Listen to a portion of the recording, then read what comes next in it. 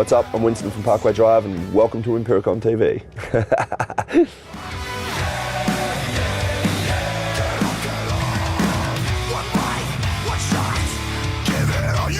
We love Rage Against the Machine to start with. Like, classic band, really amazing, really heavy, really unique, and we don't do cover songs very often, and I don't know, something about it just kind of, we like the idea of doing it for something different, and I don't think people expected Parkway Drive to ever cover Rage Against the Machine. And as soon as we learned it and started playing it, we're like, this is really fun. So it's good. So it's a good song and it's fun to play, which is a perfect combination.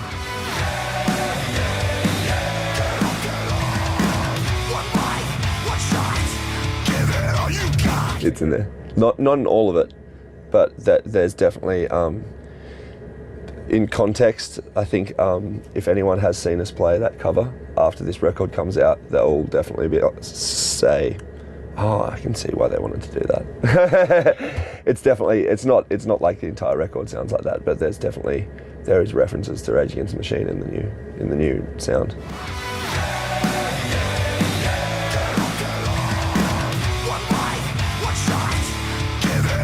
Nah, it's okay.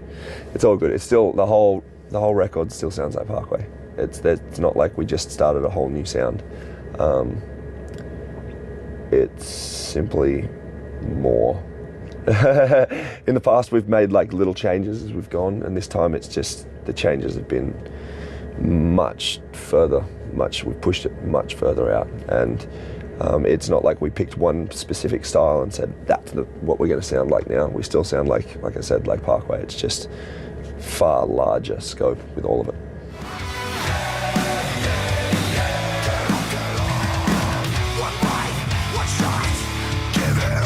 Basically, we wanted the entire concept, the entire album and everything to be not what you'd expect from Parkway. I think we've been really lucky in the sense of being able to do very similar music for a long time, and the shows just keep getting better, and people have a lot of fun, and at the same time you start to get a reputation in people's mind of saying, I know what's coming next, and we wanted to throw that one out the window with every part of it. So we wanted the record cover to be white and not black, basically, to start with, to have something dark.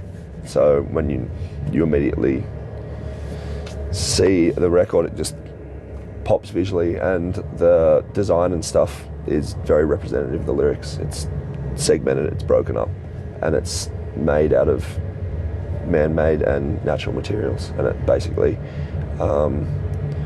is a little diagram on the segregation of the world at this point in time, cutting up everything on the planet, basically. So.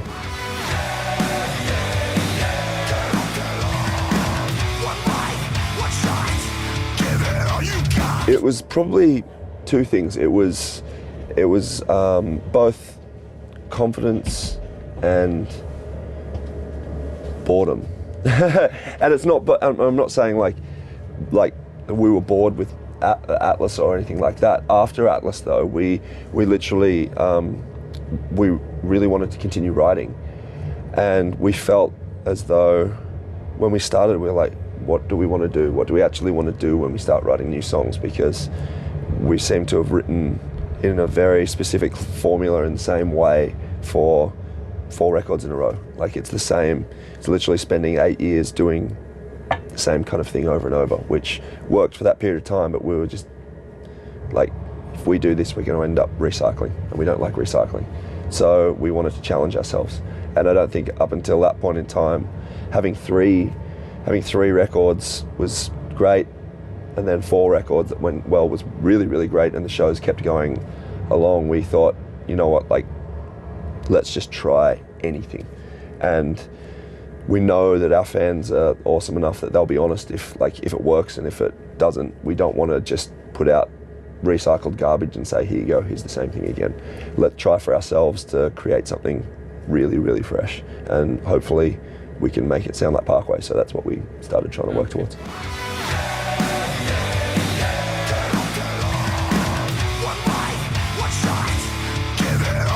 It's a really, really dark, really angry record, which definitely it doesn't come across with the first single. That's like, there's 2 light points in the entire record, the last song and Vice Grip, and the rest of it is really, really dark.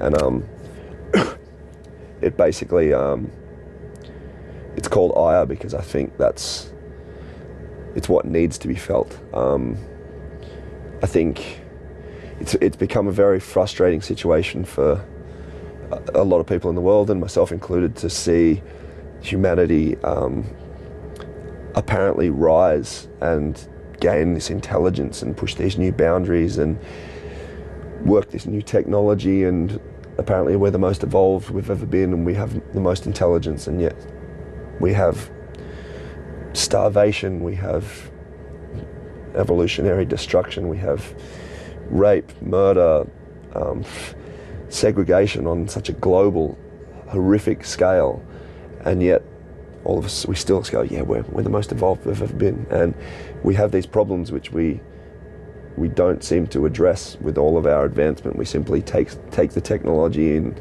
take all these things that we could be doing such wonderful things with, and we twist them into horrible things. We take communication and we use it to attack people in their own homes. We take technology and we turn it into war machines. We continue to plunder the earth until it's absolutely destroyed, and we seem to, like, for every step forward we take 2 back.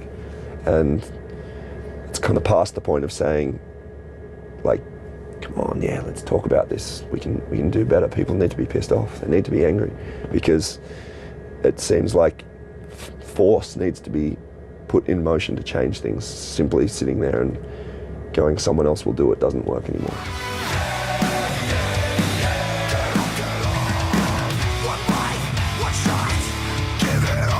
It depends. Like, at this point in time, I've always been a pacifist. I've always been, I believe, like, I don't believe in hurting other people. And I think compassion is the ultimate gift that we have.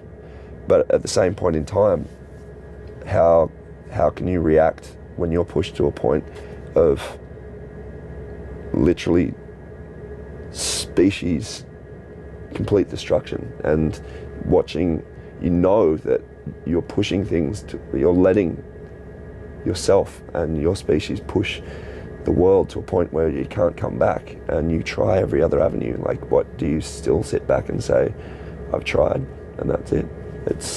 I think it might not have to show itself in physical violence, but I think the concept of being angry has to play a part.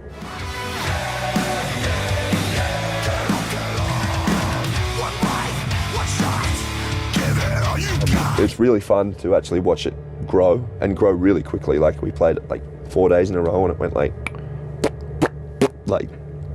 sorry for the noises, but it was watching, we watched the reaction go boom, boom, boom, boom, boom, and really, really grow, which was really, really awesome. And it's really nice to play something new and fresh again.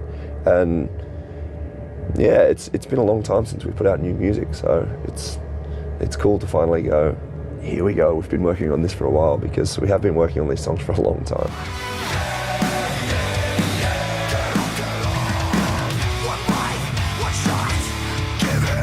It was a really hard one, actually, because we're used to filming, and especially for singles, releasing like something that's close to the previous material, so people don't get too scared away that Parkway Drive has changed.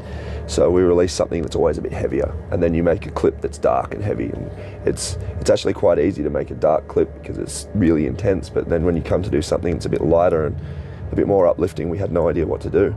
But the concept of the song is simply about confronting and rising above your own fears as a person. And we were just playing around with these ideas, and I was like, what about we jump out of a plane? And we all just kind of laughed at it. And then the director was like, no, that's really good. Okay, cool. And I'm terrified of heights, so I had to learn how to do this. And I was like, you write a song about overcoming your fear, now it's time to actually step up and do it, so you got to follow through.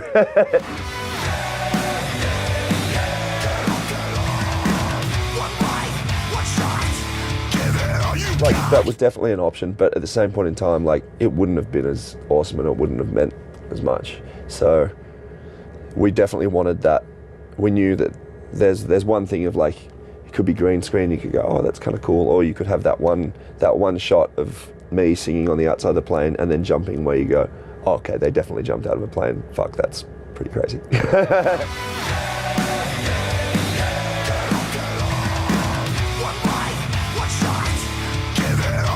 got to do 9 jumps to do it, and you have to learn all this stuff as you go, and it's different steps. And basically after that, you're qualified.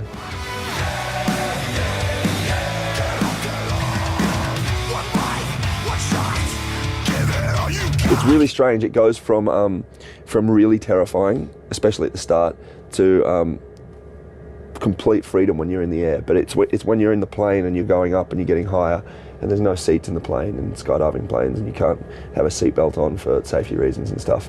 And then they open the door up, so you're flying along in the air with the door of the airplane up, and you're bumping around, just going, "Oh my God, I don't want to fall out." And they're like, "All right, out you hop," and you're looking at an aeroplane with an open door, going, "I'm going out there." And for me, it was just like, just drag me down the plane and get me to the door and go out the door until like jump number 6, when that's the one where you don't have anyone with you to get you out of the plane, no instructors, and you just jump out and they jump out after you.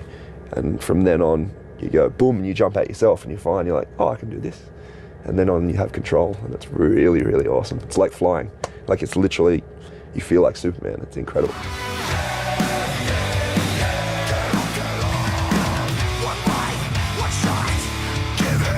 I don't know, for me, like, that was probably the biggest fear I've ever had to actually conquer.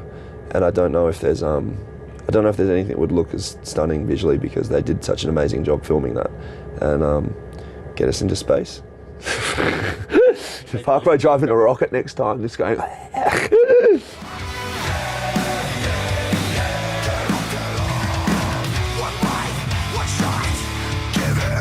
The new Mad Max movie. It was. I watched that movie the other day, and I was like, God, I wish this came out a year later and we got on this soundtrack. Because yeah, that movie was awesome.